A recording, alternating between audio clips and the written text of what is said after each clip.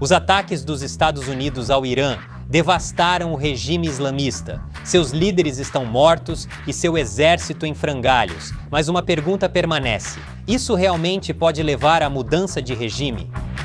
Bem-vindo ao American Covered. Eu sou Chris Chappell. Certo, estamos no 4º dia do conflito com o Irã.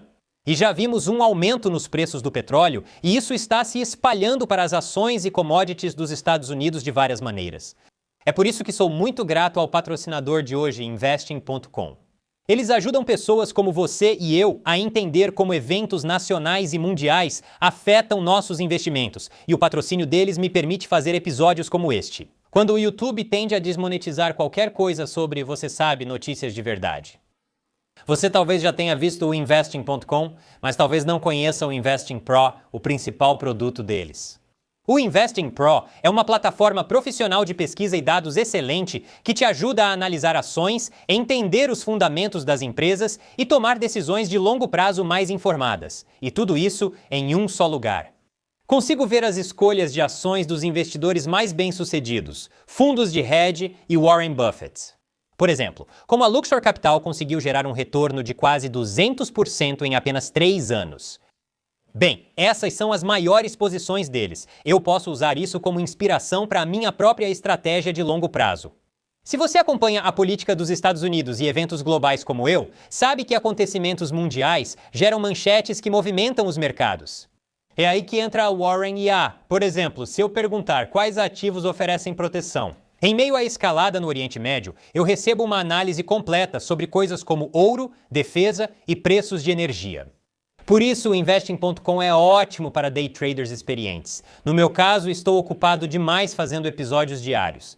Prefiro a estratégia de comprar e manter, buscando ótimos retornos nos próximos anos e décadas. O Investing.com me ajuda a escolher as ações certas na hora certa. E o Investing.com está atualmente com uma promoção relâmpago, oferecendo até 55% de desconto no Investing Pro. Além disso, se você usar o meu link, vai desbloquear um desconto adicional de 15% em cima disso. Se você busca dados reais, não apenas manchetes, para orientar sua estratégia de mercado, essa é a melhor ferramenta disponível. Clique no link na descrição e use o código AmericaWhenCovered para garantir seu acesso ao Investing Pro pelo menor preço disponível. Essa oferta é por tempo limitado, então clique abaixo e aproveite antes que acabe. E agora, vamos continuar com o programa. Como mencionei, estamos no 4º dia após os Estados Unidos bombardearem o Irã, e pode ser difícil entender a situação devido à névoa da guerra. Mas aqui está o que sabemos. Para começar, os Estados Unidos e Israel têm bombardeado instalações do governo e militares iranianos sem parar, não só todas as noites, mas também em ataques ousados durante o dia. Não está claro se isso demonstra o poder da Força Aérea dos Estados Unidos ou apenas o quão mal está funcionando a defesa aérea do Irã, feita por chineses e russos. Se alguém no governo iraniano ainda estiver vivo e assistindo a isso, eu peço por favor entre no timo e peça um reembolso. A Marinha do Irã também enfrenta dificuldades. Recentemente, os Estados Unidos afundaram 9 navios de guerra iranianos, deixando sua frota de superfície quase paralisada. Com o aumento das perdas iranianas, Trump voltou a pedir que as forças armadas do Irã desistam da luta. Mais uma vez, peço à Guarda Revolucionária, ao exército iraniano e à polícia que depõem suas armas e recebam imunidade total. Ou enfrentem a morte certa, será certa, a morte não será bonita. Essa foi a mensagem dele aos soldados comuns. Já para a alta liderança do Irã, eles não tiveram escolha. Ayatollah Khamenei, ele está morto, o líder supremo interino do Irã aparentemente também está morto. Com o comandante da Guarda Revolucionária Islâmica, o secretário do Conselho de Defesa do Irã, o ministro da Defesa e outros. Agora, como você deve ter notado, o regime ainda não caiu, apesar de ter perdido várias figuras-chave. É verdade que ainda é cedo, e Trump disse que essa operação pode durar semanas. A resolução dos poderes de guerra permite ao presidente conduzir operações militares por 60 dias sem aval do Congresso. Após esse prazo, o Congresso precisa aprovar. Assim, tecnicamente, os Estados Unidos poderiam seguir, jogando a certe à toupeira com os líderes iranianos por um tempo, ou pelo menos até que alguém no comando do Irã desista e diga: tudo bem, nós nos rendemos. Não sabemos quem é essa pessoa, apesar de Trump afirmar ter uma ideia. Em entrevista à Atlantic, o presidente afirmou que a nova liderança do Irã deseja dialogar com ele e que pretende fazê-lo. Observando que muitos dos negociadores anteriores do Irã não estão mais vivos, e acrescentando: eles poderiam ter feito um acordo, deveriam ter feito isso antes. Eles foram espertinhos demais.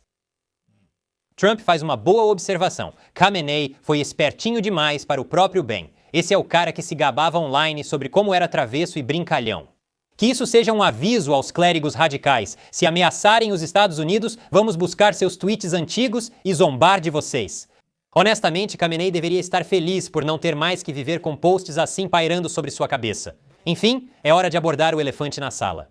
Será que essa campanha de bombardeios dos Estados Unidos vai funcionar? O poder aéreo sozinho pode realmente causar uma mudança de regime? Bem, o senso comum diz que não. Basta ver a história. O exército de Saddam Hussein foi destruído na Guerra do Golfo. Isso gerou uma revolta interna, mas as forças de Saddam conseguiram reprimi-la, com toda a brutalidade que você pode imaginar. Ele permaneceu no poder por mais 12 anos e só foi removido após uma invasão terrestre dos Estados Unidos em 2003. Ou que tal o ditador sérvio Slobodan Milosevic? O governo dele enfrentou uma série de derrotas durante as guerras da Iugoslávia e foi bombardeado pela OTAN em 1999 durante a Guerra do Kosovo.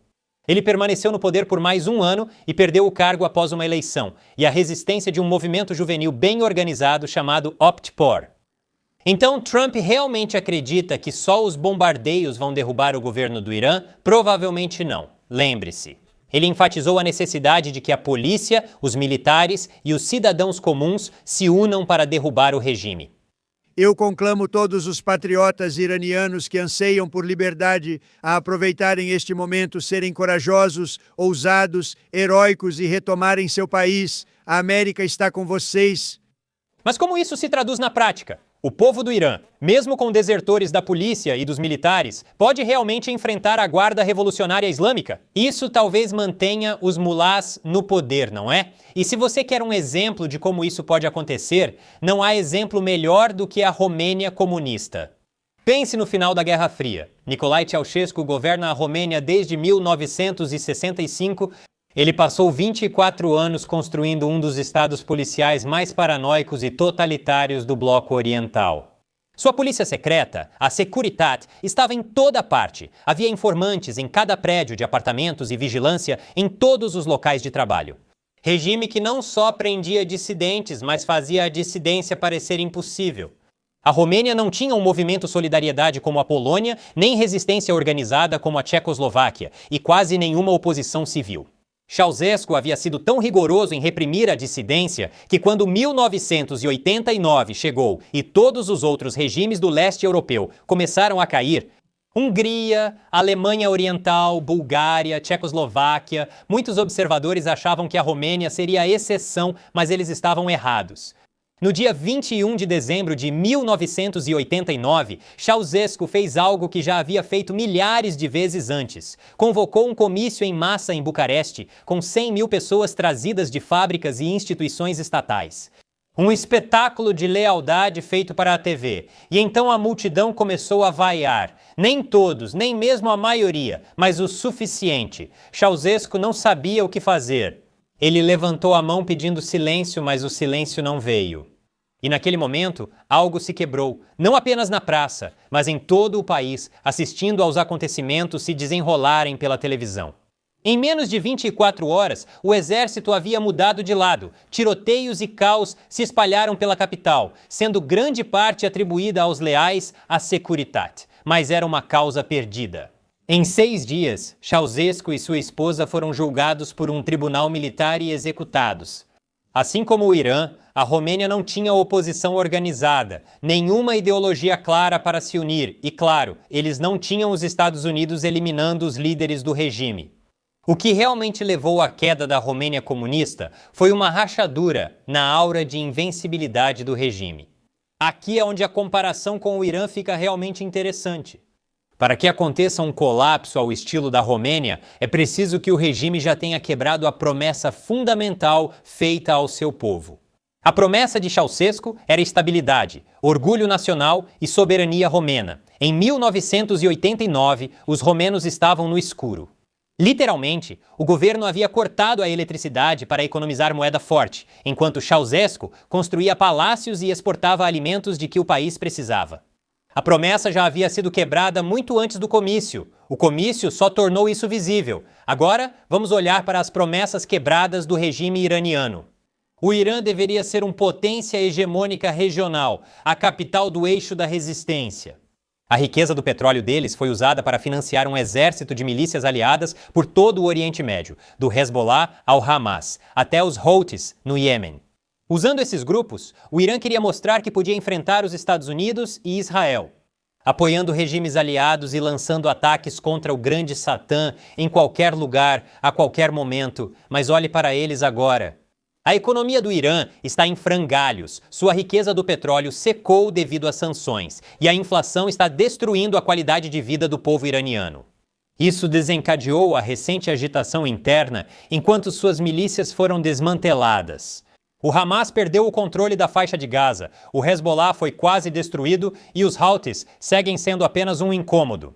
E com Bashar al-Assad no exílio, o Irã, o corredor terrestre do Irã, através da Síria, continua interrompido, basicamente isolando o regime do Mediterrâneo. E então, você tem os ataques ao próprio Irã. Durante a guerra de 12 dias do ano passado, Israel realizou ataques diretos dentro do território iraniano. Segundo o regime, as defesas aéreas do Irã foram gravemente danificadas, apesar de dizerem que isso era impossível. O regime do Irã fez uma promessa fundamental ao seu povo e à região. Nós somos a resistência. Não podemos ser derrotados. Nós somos o que os Estados Unidos e Israel temem. Mas essa promessa foi quebrada repetidas vezes para que todo o povo iraniano visse. Quando o complexo de Khamenei foi atingido no sábado, a aura de invencibilidade do regime já havia desaparecido. Os ataques não criaram a vulnerabilidade, eles apenas a tornaram visível, da mesma forma que a multidão em Bucareste tornou visível o que todo romeno já sabia. E quanto à Guarda Revolucionária Islâmica? Bem, olhe novamente para a Romênia. As forças armadas regulares romenas eram ressentidas, mal financiadas e foram desafiadas pela Securitate durante décadas. O mesmo pode ser dito do exército regular do Irã, o Artesh, e sua rivalidade com a Guarda Revolucionária Islâmica. A Guerra de 12 Dias explorou essa tensão. Os ataques israelenses focaram nos ativos da Guarda Revolucionária Islâmica, poupando em geral o Artesh. A mensagem foi clara: não estamos em guerra com o Irã, mas sim com a Guarda Revolucionária Islâmica. A campanha atual é mais confusa. Não é possível atacar Teherã por via aérea sem atingir defesas e navios do Artesh, que também sofre danos. Mas a questão fundamental ainda é: quando chegar o momento, para que lado os soldados vão apontar? Na Romênia, o exército apontou para a Securitate. Não por causa de um plano, não por causa de uma oposição organizada, mas por causa de uma decisão tomada por pessoas que tinham suas próprias mágoas, suas próprias famílias e seu próprio cansaço. Com um sistema que os usou e depois os deixou de lado. E há mais um paralelo com o Irã. Gostaria de destacar o problema da sucessão. A Romênia de Ceausescu também não tinha um plano claro de sucessão. O regime foi todo estruturado em torno de um homem, e quando ele caiu, o que correu para preencher o vácuo não foi uma oposição organizada, mas sim quem detinha o poder institucional naquele exato momento. Nesse caso, acabou sendo a Frente de Salvação Nacional. Uma coalizão de reformistas do Partido Comunista, oficiais militares e oportunistas que eram anti-Ceausescu, mas ainda assim produtos do sistema. Eles não eram liberais democráticos idealistas, mas eram diferentes o bastante do anterior para o país iniciar uma nova direção. O equivalente do Irã poderia ser algo como uma coalizão de clérigos reformistas, tecnocratas e, talvez mais importante, oficiais do Artesh que decidiram que a era do IRGC acabou. Provavelmente não será uma transição democrática limpa, provavelmente não será um governo amigável ao Ocidente da noite para o dia, mas pode ser diferente. Um regime com o qual os Estados Unidos realmente possam negociar, um regime orientado para a sobrevivência em vez da ideologia. Se o Irã cair, será uma reação em cascata que, uma vez iniciada, vai avançar mais rápido do que qualquer um pode controlar ou prever.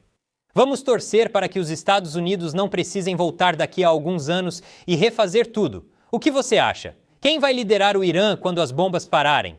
Comente abaixo, leia o máximo possível.